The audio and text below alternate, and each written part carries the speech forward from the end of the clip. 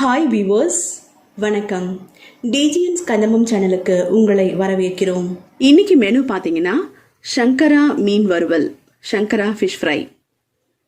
ரொம்ப டேஸ்டியான ஃபுட்டுங்க. இது நார்மலாக பார்த்தீங்க அப்படின்னா முள் நிறைய இருக்கும், அதனால கிரேவியாக வச்சு சாப்பிடலாம். வறுத்து எப்படி சாப்பிட்றது, அதிகமான முள் உள்ளது அப்படின்னு நினைக்கிறோம். அப்படியெல்லாம் ஒன்றும் கிடையாதுங்க. இது வறுத்து சாப்பிட்டோம்னா ஃபிஷ், அதாவது என்ன சொல்கிறது, நம்ம கிரேவியாக சாப்பிட்றத விட இது ஃப்ரை பண்ணி, இப்போ நாங்கள் அப்லோட் பண்ணியிருக்கோம் பாருங்கள் வீடியோ, அதை பாருங்கள். இது முள் இருக்குது அப்படின்னு சொல்லிட்டு சமைச்சு சாப்பிட மாட்டேங்கிறோம். ஐ மீன் வெறும் கிரேவியாக வச்சு மட்டும் நம்ம சாப்பிட்றோம். பட் பார்த்தீங்கன்னா நம்ம இது மாதிரி ஃப்ரை பண்ணி சாப்பிடும்போது அதில் இருக்கிற அந்த முள்ளெல்லாம் கூட நம்ம கடித்து சாப்பிடும்போது அதில் இருக்கிற சத்து, அதில் இருக்கிற அந்த ஒரு என்ன சொல்கிறது, அதில் இருக்கிற சாரெல்லாம் கூட நம்ம உடம்புக்குள்ளே போகிறதுங்கிறது ஹெல்த்தியான ஒன்று தான். ஸோ அப்படி இருக்கிறச்ச இதை நம்ம ஃப்ரை பண்ண வேண்டாம், கிரேவியாக சாப்பிட்ணுங்கிறத ஒரு தாட்டை மாத்திரா மாதிரி இருக்கும் இவங்க சமைச்சிருக்கிறது. ஏன்னா நம்ம அந்த ஃப்ரை பண்ணுறதுக்கான அந்த ஒரு பேஸ்ட் நம்ம அரைக்கிறோம் பார்த்தீங்களா, அதையும் இதில் மிக்ஸ் பண்ணி இது ஒரு கலவையாக பண்ணியிருக்காங்க. ரொம்ப டேஸ்டியாக இருக்கும். நீங்கள் செய்து பாருங்கள், வீடியோ பாருங்கள், அப்போ தான் உங்களுக்கு தெரியும் எப்படி செய்திருக்காங்க அப்படின்னு சொல்லிட்டு. ஏன்னா மீனை வெறுமனே எண்ணெயில் போட்டு பொரிச்சு அப்படியே சாப்பிட்ற மாதிரி இருக்காது. இது கொஞ்சம் டிஃப்ரெண்ட்டாக இருக்கும். நீங்கள் செய்து சாப்பிட்டு பாருங்கள். அது ஃப்ரை பண்ணுறதுக்கு நிறைய மீன் இருக்குது. பட் ஃப்ரை அப்படின்னு, ஃபிஷ் ஃப்ரை அப்படின்னாலே பார்த்தீங்கன்னா நமக்கு வஞ்சரம் தான் நமக்கு ஃபஸ்ட்டு தாட்டாகவே வரும். பட் அந்த தாட்டை மாற்றுறது இந்த மாதிரி ஒரு ஃபிஷ் தான். Sankara fish it's very healthy and tasty also for fry. So அது நம்ம அந்த மாதிரி நம்ம ஃப்ரை பண்ணி சாப்பிடலாம். நிறைய பேருக்கு பார்த்தீங்கன்னா வஞ்சரம் வாங்குறதுங்க கொஞ்சம் ப்ராப்ளம் தான். ஏன்னா எடுத்த உடனே வஞ்சரம் மீனை போய் வாங்கி நம்ம சமைச்சு சாப்பிட்ணும், அடிக்கடி நம்ம அதை வாங்கி சாப்பிட்ணுங்கிறது கொஞ்சம் ப்ராப்ளம் தான். ப்ராப்ளம்னா அது இமீடியட்டாக போய் வாங்குறதுங்கிறது முடியாத ஒரு காரியம். பட் இந்த மாதிரி சங்கரா ஃபிஷ்லாம் பார்த்தீங்கன்னா ஈஸியாக கிடைக்கக்கூடிய மீன், குறைந்த விலையில் நமக்கு கிடைக்கக்கூடிய மீன். ஸோ அதெல்லாம் நம்ம அடிக்கடி சாப்பாட்டில் நம்ம எடுத்துக்கிட்டோம் அப்படின்னா நம்மளோட ஹெல்த்துக்கு ரொம்ப நல்லது. நார்மலாக மீன் சாப்பிட்டா கண்ணுக்கு நல்லது அப்படிம்பாங்க, அது ஒரு காமெடி கூட இருக்கு இல்லைங்களா? So that's it. மீன் சாப்பிட்டா கண்ணுக்கு நல்லது, மீன் சாப்பிட்லன்னா மீனுக்கு நல்லது அப்படின்ற மாதிரி. Okay, jokes abort. ஸோ சங்கரா மீன் எப்படி ஃப்ரை பண்ணுறாங்க அப்படிங்கிறது வீடியோவில் போய் பாருங்கள், ஸ்கிப் பண்ணாமல் பாருங்கள். பிகாஸ் அதில் ஒரு இம்பார்ட்டண்ட் இன்ஃபர்மேஷன் இருக்குது. என்னன்னு பார்த்தீங்கன்னா, நீங்கள் வீடியோவோட எண்டில் பாருங்கள், ஒரு பெரிய டிப் கொடுத்துருக்காங்க. ஏன்னா இது நான் வெஜிடேரியனோட வீடியோ மட்டும் கிடையாது, வெஜிடேரியன்ஸும் இந்த வீடியோவை பார்க்கலாம், அவங்களுக்கும் இதில் டிப் இருக்குது. ஸோ பாருங்கள், பார்த்துட்டு சமைச்சு பார்த்துட்டும் எங்களுக்கு கமெண்ட்டில் சொல்லுங்கள். வாங்க வீடியோக்குள்ளே போகலாம். வீடியோ பார்க்குறதுக்கு முன்னாடி நீங்கள் ஃபஸ்ட் டைம் எங்களோட வீடியோவை பார்க்குறீங்க, எங்கள் சேனலுக்குள்ளே வந்திருக்கீங்க அப்படின்னா எங்கள் சேனலுக்கு சப்ஸ்கிரைப் பண்ணுங்கள், பெல் ஐக்கானை ப்ரெஸ் பண்ணுங்கள், ஆல்னு கொடுங்க. அப்போ தான் நான் போடுற வீடியோஸு உங்களுக்கு அப் டு டேட்டு சேரும். ஸ்கிப் பண்ணாமல் வீடியோவை பாருங்கள், ஷேர் பண்ணுங்கள், லைக் பண்ணுங்கள், கமெண்ட் பண்ணுங்கள். கண்டிப்பாக சப்ஸ்கிரைப் பண்ணுங்கள், சப்போர்ட் பண்ணுங்கள்.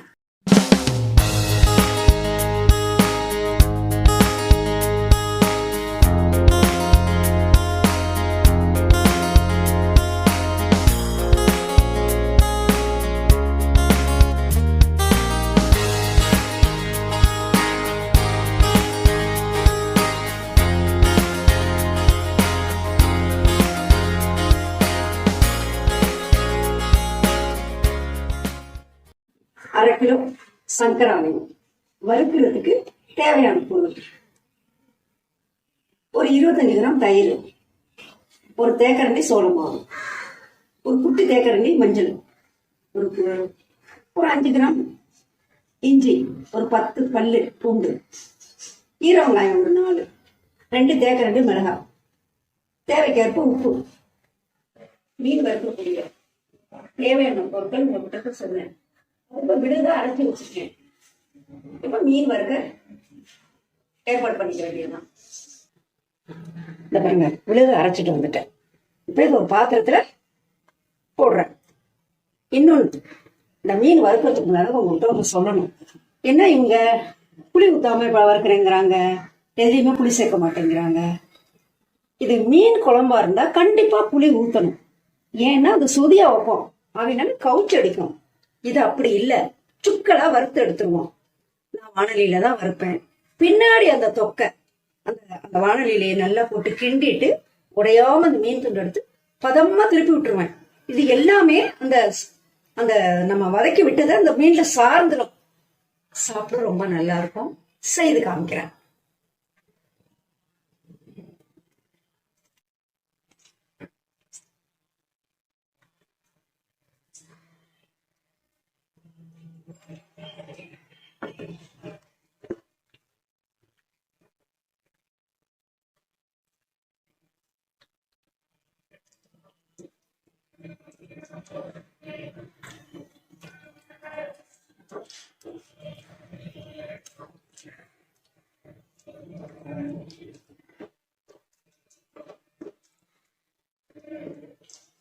இது எவ்வளவு நேரம் ஊறணும்? ஊரெல்லாம் வேண்டாம், நான் நேரடியாவே வறுத்துருவேன். ஊரெல்லாம் வேண்டாம். ஸ்டவ் பத்த வைக்க. இப்போ வானொலி வைக்கிறேன். இப்போ வானொலி நல்லா காஞ்சிருச்சு. எண்ணெய் ஊத்துறேன். கடலை எண்ணெய் தான் நான் யூஸ் பண்றேன். ஒரு 100 கிராம் 100 கிராம் எண்ணெய் போதுமானது. இப்ப கேஸை ஃபுல்லா வச்சுக்கலாம். இப்ப எண்ணெய் நல்லா காஞ்சிருக்கு. ஸ்டவ் கம்மி பண்ணிக்கோங்க. ஏன்னா மீன் எடுத்து எண்ணெயில படப்படன்னு தெரிக்கும், ஒரு கையில தெரிச்சிடும். அதுக்காக சொல்றேன்.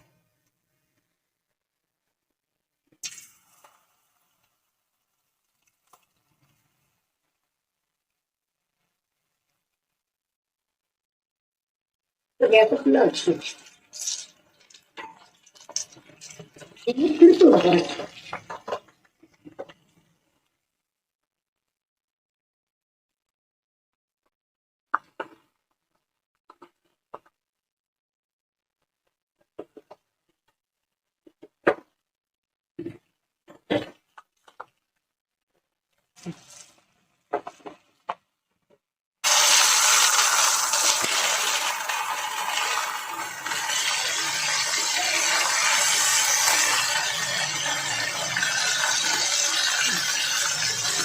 ஒரு பக்கத்துக்கு எவ்வளவு நேரம் வேகணும்?